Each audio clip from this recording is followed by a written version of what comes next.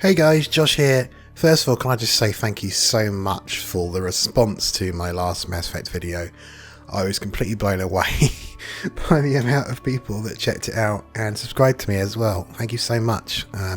I never expected that. I just did it as a video out of my love for the series to share some gameplay. I did not expect that many people to check it out. If you did subscribe, thank you so much. I hope you enjoy what I put out, and I look forward to sharing more content on the game.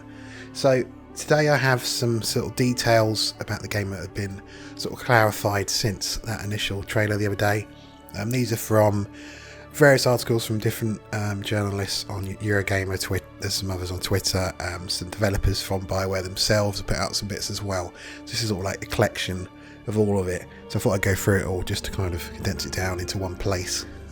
So first of all, in terms of the character creator, this is quite a big part of all BioWare's games really. People love creating their own custom characters, and they said that it's unified across the trilogy. So it's one character creator for all three games rather than one in the first one and then it changes in the second one and the third one. They kept it the same. It means that it's all one thing. It means it's easy to create a character that doesn't get sort of locked and you can't change them later on. Because Mass Effect 1, if you remember, you made a character. If you put that character into Mass Effect 2, it kind of took what your character was and made that a solid sort of mesh texture that got imported in. You couldn't then tweak it if you wanted to, whereas in the remake you'd potentially be able to make a character in 1, bring him into 2, and then use the editor to tweak him a bit if you want to sort of add a bit of age or hair colour difference and stuff like that, sort of between the years. So that's quite cool. Also with that, they've added more skin tones, makeup, hairstyles, just really sort of making it the ultimate experience for creating a character in Mass Effect. It's quite a cool change. In relation to that, they've also added in default femshep as an option for Mass Effect 3. So the Mass Effect 3 femshep, which a lot of people did like, is now going to be available in all three. You can see here a screenshot of her as well. So textures have been upscaled using AI upscaling, so it means they don't have to, let's say, hand redo all the textures. They sort of let computers do it for them so they can focus on other things. It's quite a cool new technology, but they have made some new models and certainly new shaders, so there is some handwork that has gone into this. It's not just an upscale. They have made some changes, definitely in Mass Effect 1. They sort of done what they call like a world building pass. They've gone through the whole trilogy and kind of tried to keep things the same feeling in terms of look and lighting throughout all three, whereas before Mass Effect 1 was quite different from 2 and 3. For example, the Eden Prime screenshot we already saw looks more like Eden Prime when you go to it in the third game for the DLC, to kind of make a feeling of sort of togetherness, make it feel like one and the same, which is quite cool. They have tweaked some areas in Mass Effect 1, for example Navaria. The Benezia fight room, if you remember, was a big room with the Arachni Queen in the middle in a sort of jar, and you went round her on the edge of little walkways. They've made that much more bigger and opened up for combat, so that'll be interesting to see, because that was quite a tough fight. If I remember, you sort of had to hide in doorways because all the enemies just rushing at you. There wasn't really anywhere to go, so if that's more open, it'll be interesting how that changes that fight. The UI changes we already knew about. They've also tweaked some animations throughout the whole trilogy, certainly the first one. They've improved cover and combat cameras are all free, including the first one. Combat's sort of less sticky, I think, more like it is in the later games, which is quite cool. In terms of combat, they've balanced weapons across the whole trilogy to try and make them feel the same, and they've made aiming and auto-aiming improved, so generally shooting will feel better in the first one and probably more like it does in 2 and 3 to an extent. Not entirely, because they're completely different engines in terms of how they work, but they're trying to kind of bring them closer together as much as they can. In terms of weapons in Mass Effect 1, the weapon overheat system will still be there. They're not getting rid of that and changing it to the ammo system in 2 and 3. Personally, I do prefer the ammo system, but I can see why they've kept it. It will be a lot of work to change, and also some people definitely like the old system, so I can see why they've kept that. Boss encounters have been improved. Interesting to see how that works out. Whether it means they are less spongy, I'm not sure.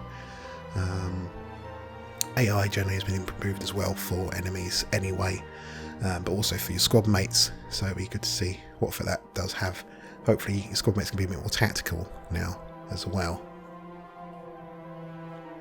Moving on, Mass Effect 1 also now has a dedicated melee button, as well as the Thursday cooldown being decreased, so that balances things differently now in the campaign of Mass Effect 1.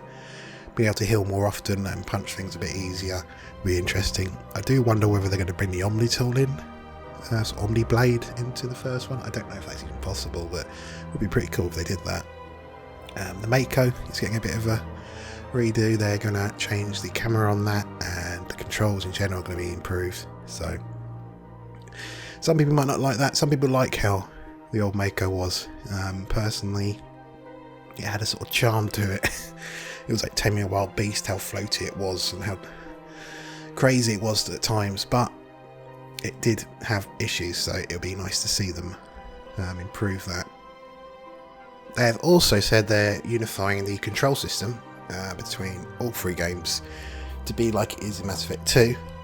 Having it like that will be cool. I wonder how much that would change Mass Effect 1. Other things, the sort of general changes across all three. Hacking mini games are being reduced quite a lot, but also being sort of unified again. There's a lot of unifying in this. Yeah, they're kind of making them the same for all three, and a lot less they'll be popping up. It seems what they really want to do with this collection is bring them together into one package and try and keep things the same as much as possible through all three, rather than it changing too much between them. Another thing, which kind of affects the whole trilogy, but is a definite impact on the third one, is the galactic readiness in the third one, which determines having access to all endings possibilities. If you remember, in the third one you had to kind of get your galactic readiness to a certain amount by doing missions, doing side quests and everything like that to get your readiness high enough. But the main thing that really affected that was multiplayer. You did multiplayer missions, which put that up a lot. It was trying to encourage people to play multiplayer back then when EA were trying to get people to play multiplayer. Unfortunately, there was a real focus on pushing that over the single player. There is no multiplayer in the game, which is unfortunate because it was a pretty solid mode actually, despite being kind of forced in. It was actually a decent mode and probably could have stood for itself rather than being kind of forced to play it. But because that's gone, they've adjusted the readiness, so you'll get more readiness from doing just the single player. And also you'll get a boost to that by doing a sort of character through the whole trilogy as well. So although multiplayer isn't there, you won't suffer in terms of the ending. Finally, in terms of sort of news, they have confirmed that the PS5 and Xbox Series S/X versions won't be full releases for them. They'll just be sort of backwards compatibility versions, although they will benefit from the full power of those consoles. So they won't get any sort of graphical enhancements, but the frame rate will be smoother, higher, and they will get faster load times because of the SSD. So now I have some more screenshots that are surfaced online from various journalists' previews that have been allowed to be released. So first here we have Femshep with Tally and Garrus in an elevator, and as you notice it says how elevator rides will be skippable. So yes, elevator rides will be skippable in Mass Effect 1, however you can still do them if you want. They will be faster anyway, certainly on the next gen consoles because of the SSD. I think you'll skip them, there'll probably be a little brief kind of black screen or something, and then it will kind of appear down the bottom, and that will just be faster on next gen consoles. But the option's there still to sit through those conversations if you want, which were kind of the best thing, was the elevator conversations and like the news and stuff. So that's there. Having said, they will also trigger those conversations earlier, so you'll just kind of hear them a bit easier as well. So you can kind of hear them and then skip if you want, probably halfway down the elevator, if you so choose. So it's a cool thing to have. Nice they've addressed it rather than just kind of leaving it there. They've acknowledged that some people hated it and some people liked it, so they gave the best of both worlds. I also hope that things like maybe the lift within the Normandy between the floors is kind of quicker as well, rather than having to go slowly go down. Hopefully it's kind of a quick sort of between the areas, or maybe even just stairs between the areas, rather a long wait down an elevator. It'd be pretty cool. Second screenshot is basically what we've already seen with the gameplay the other day on Vermeer. It's just a bit more of a look at the cover system, showing Shepard in cover. Basically, other than that, it's pretty much the same. They confirmed now that that is the UI they're probably going with. They were back and forward with UI looks. They did toy with the idea of keeping the original, and now they've kind of fixed on a sort of balance between 2 and 3. That's what they're kind of going with, which I do like the look of. I think it definitely needs that. It gives it a nice lift. Definitely. Finally, we have a screenshot here. This is Ashley in the original, which looks okay. But now we have a screenshot of her in the remaster, which to me looks incredible. It's drastically different, and I think a lot of people won't like it. I personally do, but it looks incredible. Like, the lighting looks so much nicer. The textures on her, they're not like perfectly good to what they can be on current gen stuff, but it just looks so much better and so much of an uplift. If this is kind of the quality we're going to get throughout the whole remaster, certainly in conversations and stuff like that, it's going to be amazing. Some people point out on Twitter, if you compare this screenshot here with the original CGI trailer for Mass Effect 2, this was a CGI pre-rendered trailer back in 2007, it looks even better than that, and this is supposedly in-game, so we still don't know. A lot of it is being very carefully released stuff, videos and screenshots.